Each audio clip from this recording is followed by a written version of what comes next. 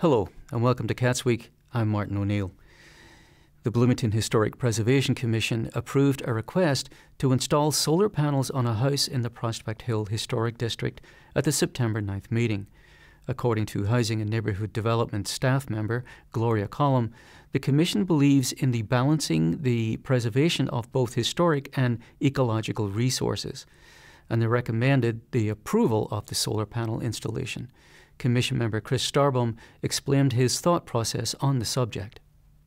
Yeah, I've always tried to balance the two, preservation and ecology like this. So I think I'm evolving on this and seeing these more as removable objects that, you know, and who knows, the 10 years, 20 years, there may be a different way of collecting the energy. They look like crap, but you know, they're important. So I've come over to this side and I'm going to support this. The motion was approved. The next historic preservation meeting will be held on September 23rd. On September 9th, the Monroe County Solid Waste Management District Board of Directors adopted the 5-year solid waste management plan. Board member Cheryl Munson thanked everyone who worked on the project. Let me just say before we take a vote, a huge thank you to the people who worked so hard on this, both in the district administration and in the CAC. And today at our meeting, we have Joseph Winia and Brian Conway, but there were many other members of the CAC who participated in the hard work of revising and updating this plan. Board member Isabel Piedmont Smith moved to adopt the resolution for the 5-year plan. The motion passed with 4 affirmative votes. The plan will be available for the public to view on the Monroe County website. At the Bloomington City Council Committee of the Whole, Councilmember Steve Voland asked the Council to consider capping the amount of time allotted for a single City Council meeting at 5.5 hours. He said it is better to break up the work instead of staying up until 2 or 3 in the morning. I am asking the Council to consider taking more into consideration the basic human needs of everyone who must attend a meeting, and that making decisions in the middle of the night doesn't really benefit anybody, although it may provide some political convenience or preference to one political side or another. The ordinance he presented would require unanimous consent to continue the meeting, meaning if one council member wanted to recess for the night after 5.5 hours, then the council would have to adjourn for the night. Vice President Sue Scambilleri asked a follow-up question on behalf of the individuals who might not be able to make public comment the following day. But I can also envision circumstances where members of the public have stayed a long time waiting to make comment. It would take another 15 minutes to get through those.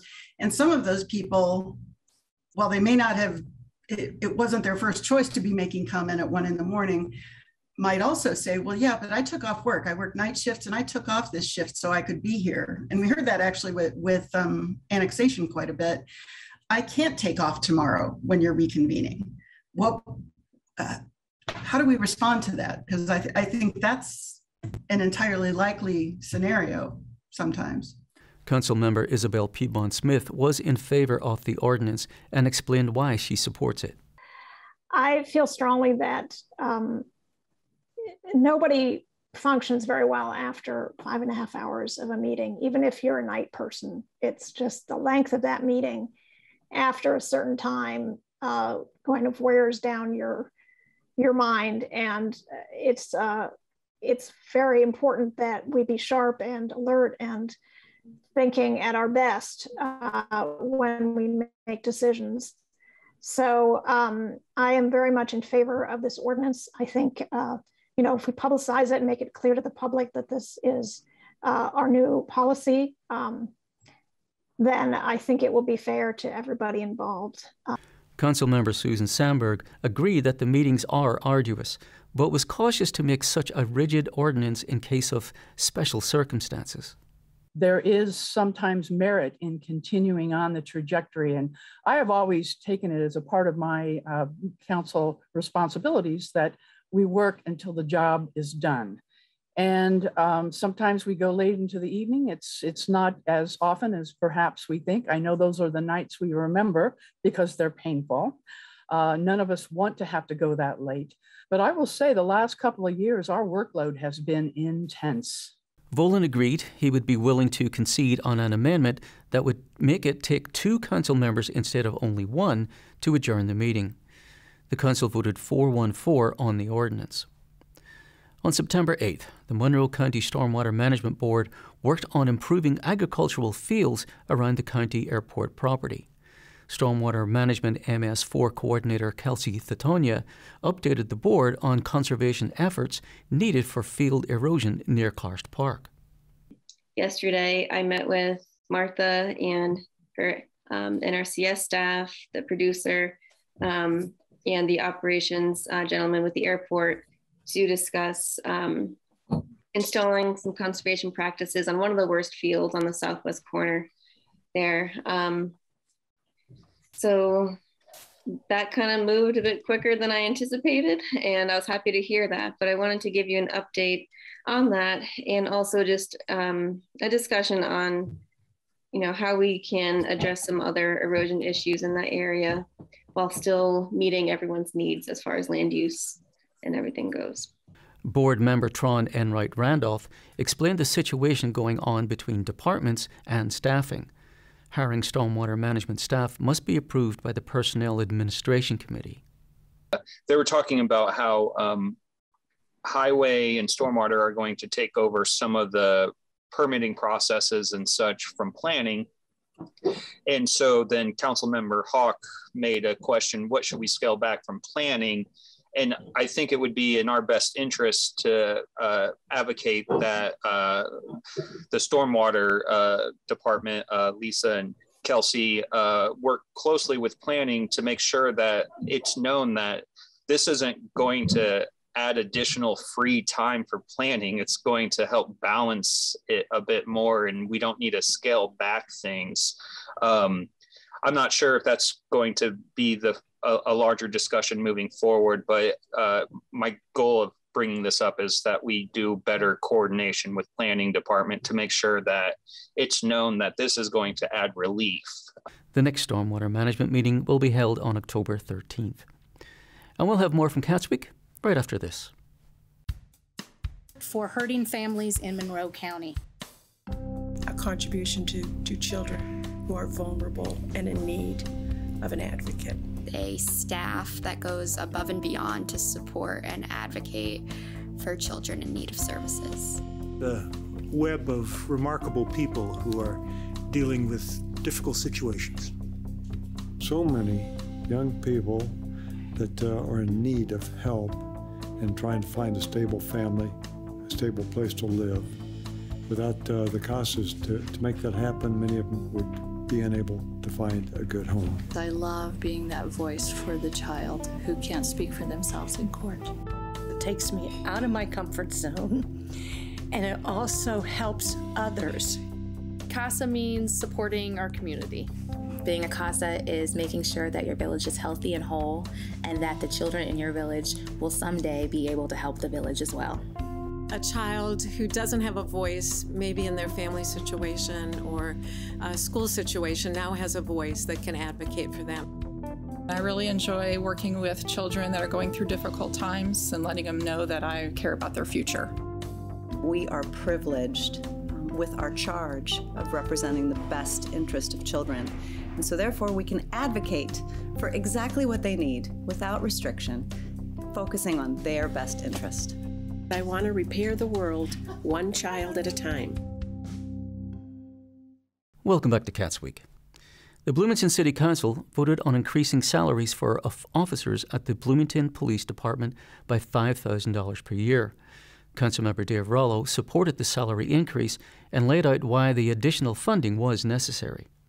In the past 5 years, we have hired 66 officers and we've lost 67.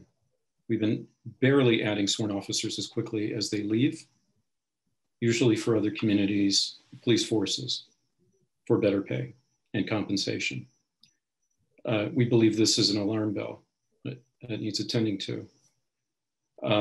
Now we observe that this loss is outpacing recruitment. We agree that public safety is a fundamental obligation of the city government, but we are chronically understaffed. As a resolution acknowledges, despite the 2019 organizational assessment by the Novak Consulting Group hired by the city, recommending 121 sworn officers, we are authorized for 105. The number we actually have is 91, with the effective number being only 76, another alarm bell. This staffing shortage has now resulted in mandatory overtime. Compelling officers to work extra shifts, we believe, is unacceptable. It invites mistakes and miscalculations. We cannot afford such things to occur. Councilmember Ron Smith pointed out that the cost of training police officers outweighed the additional salary increase, while Councilmember Susan Sandberg commented on Bloomington's need for a quality police force. My obligation is to maintain adequate salary compensation to make sure we can recruit and retain the very best. We must keep our staffing levels high so our officers can take time off, be with their families, recharge their batteries. We need adequate staffing levels to maintain best practices in community policing, where officers are not feared and avoided, but where they are known to the neighborhoods they serve as public servants who are there to keep the peace and ensure public safety. We owe this community nothing less than our best effort to build up a strong and compassionate police department where we support those well-trained officers who put their lives on the line every time they get in their patrol cars. I strongly urge the support of this resolution. While non-binding, these recommendations have been made before, and now it is time to act on them in the interest of public safety.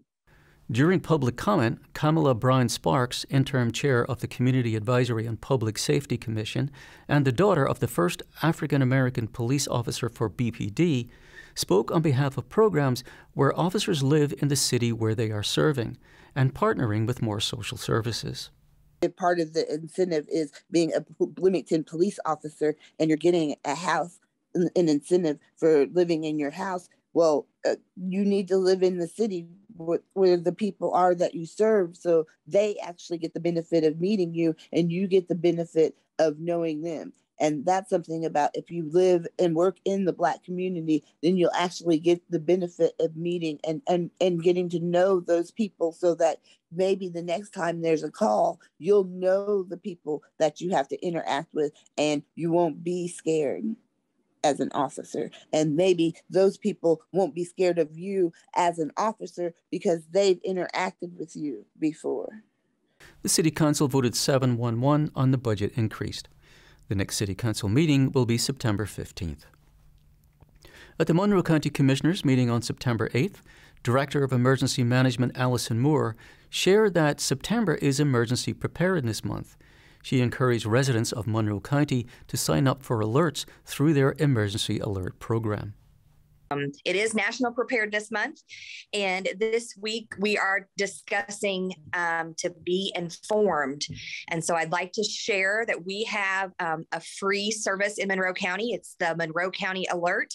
It's an Everbridge company, and you can sign up for free to get any kind of a weather-related alerts. We also send out alerts about health and COVID topics as well.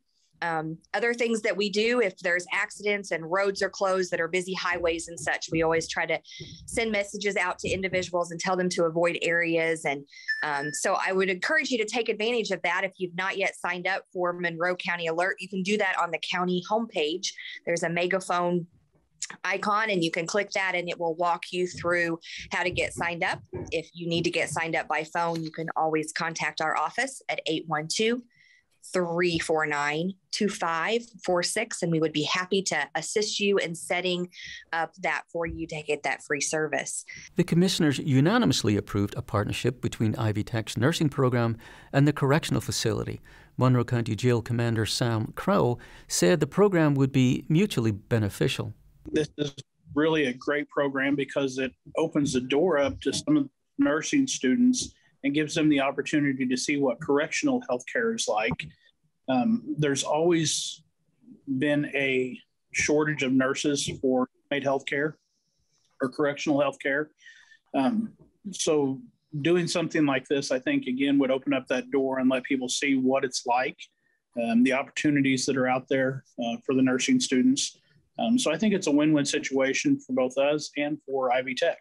During public comment, Laurel Tannenberger spoke up about the Seven Oaks Charter School mask mandate appeal. Since the commissioners are hearing the Seven Oaks appeal at a special meeting, County Attorney Jeff Cockrell said the correct procedure would be to make her comment at that meeting. First of all, my educational background is in journalism and sociology. And from the beginning of the mask mandates, as a mother, as a full-time stay-at-home mother, and with my background, my concern was the psycho-emotional consequences of having our children masked during their formative educational years.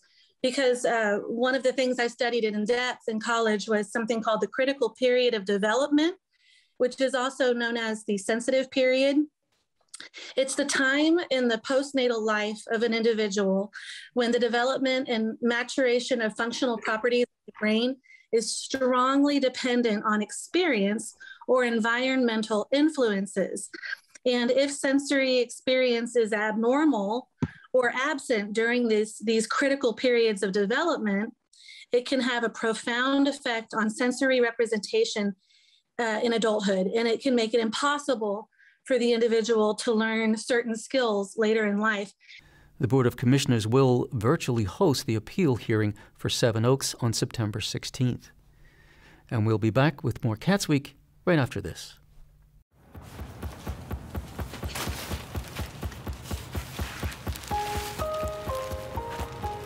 I'm at risk of thinking there's just no point in trying.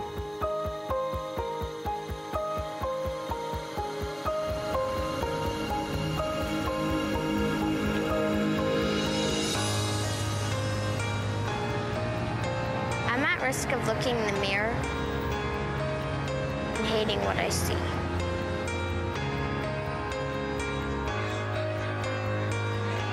I'm at risk of regretting what I do, just to join the crowd.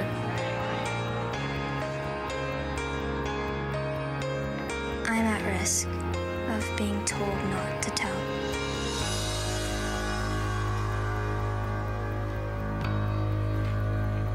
And you would never know it by looking at me.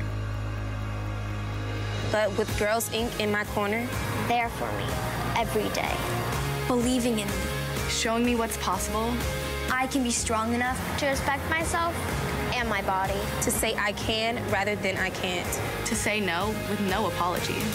To be a leader. To finish school. To own my future. To break the cycle. Girls Inc. believes every girl can succeed.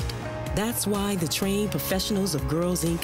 are there for our girls every day, supporting, mentoring, and guiding them in a safe, girls-only environment. Building bonds that last for years and change that lasts a lifetime. Girls Inc. gives girls the tools they need to boldly face challenges, to resist peer pressure, to be the first in their families to go to college, to beat the odds.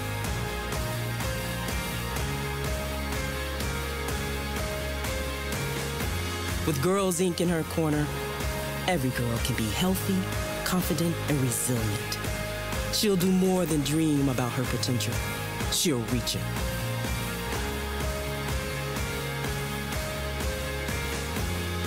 With you in my corner. With you in my corner, I will not be another statistic. I will fight for myself. For my future. With you in my corner, I will win. Fuel her fire and she will change the world. Girls Inc. Inspiring all girls to be strong, smart, and bold. Welcome back to Cats Week. On September 7th, the Monroe County Personnel Administration Committee voted unanimously to move forward with funding for a new position under the Stormwater Division of the Highway Department. Highway Director Lisa Ridge asked the committee to add a new position to the 2022 budget to be proactive and ensure the department is able to do their job. We don't want to take on a new ordinance that we cannot implement and run a good program, so we're trying to stay a little bit ahead of the game there. This would be for 2022, not for 2021. We have discussed this with the Stormwater Board and they have passed it unanimously with them also. So we were asking for it to go to WISC for the creation of the position. Committee member Marty Hawk questioned why the position was needed. Whenever we start adding positions to a new person or a new department, if it's moving from planning over to here, what do we take away from another department? If we're not doing shared duties, which we are going to have to in the future, look at how we share these duties. Committee member Trent Deckard took a moment to remind the committee members that although the budget might be discussed elsewhere, it is important to make official decisions during these meetings so that the public can be kept up to date. Although I think it is exceedingly painful sometimes for all participants to talk about everything 12 times, I do think in a very public way, having discussions about this here as this moves forward in this process, council has that discussion in budget, makes deliberate decisions. I think that's not the worst thing for those people that are not us in the public that are watching these discussions, particularly around important things. Not that anything's not important, but I think while that can give us blisters at times, I think that's helpful and it keeps it fresh in our minds in the public as well. Committee member Eric Spoonmore moved to forward the position to Wagner, Irwin, Shealy and Associates to officially create the position. At the September 3rd COVID-19 press conference, Mayor John Hamilton cautioned residents about the increase in COVID-19 rates. The state daily death rate in most of July, you could count how many people died in our state on one hand every day, 5 or fewer. And now you need both hands and both feet to count the average daily loss, 20 people. Those are people with names and families, and that fourfold increase is a dramatic indicator of the stakes involved. Health Administrator Penny Cottle shared that Monroe County is currently in the yellow advisory category for COVID-19 cases. However, the trajectory is moving toward the orange distinction. Welcome to fall. I wish I could say that we were welcoming falling infection rates, but we're not. We do remain in a yellow advisory, 1.5, with 220 cases per 100,000 and a weekly positivity rate of 4.34%. I do want to note, however, if you look at today's positivity rate, it is 5.4%. And if that were our weekly rate, we would not be in yellow, we would be in orange. So our numbers do continue to rise. According to the Indiana County COVID-19 guidelines, an orange status means that there is medium to high community spread. It also means more precautions should be put in place. For example, it is recommended that the size of gatherings be limited and common places in workplaces be limited. Monroe County Commissioners President Julie Thomas reminded residents that the county is offering financial assistance for those who need help with utilities and rent. Residents of Monroe County can contact their township trustee for more information. She also encouraged members of the community to help each other out. We know that COVID-19 has been exhausting for all of us: grief, anxiety, work, stress. What can we do? Well, we appreciate the excellent care offered by our community's health professionals, the essential workers who keep our economy going, the health department and health board for protecting us and looking forward and looking ahead and being thoughtful about that. But we can do something. We can get vaccinated. We can encourage others to do so as well. We can wear a mask when we're out in public to protect those who cannot get a vaccine and to protect ourselves. And a big thank you to those who did get the vaccine and have been vaccinated and those who are wearing their masks. You are making a difference. It can be difficult to be positive in these uncertain times, but please be respectful and be kind, because that too can make a difference. President of IU Health, Brian Shockney, shared that the hospital is postponing non-urgent surgeries due to the rising number of patients with COVID-19. He explained that the numbers of patients at the hospital are predominantly non-vaccinated individuals. Our IU Health South Central Region COVID inpatient numbers are following an upward trend, putting added stress on our resources and on our team members.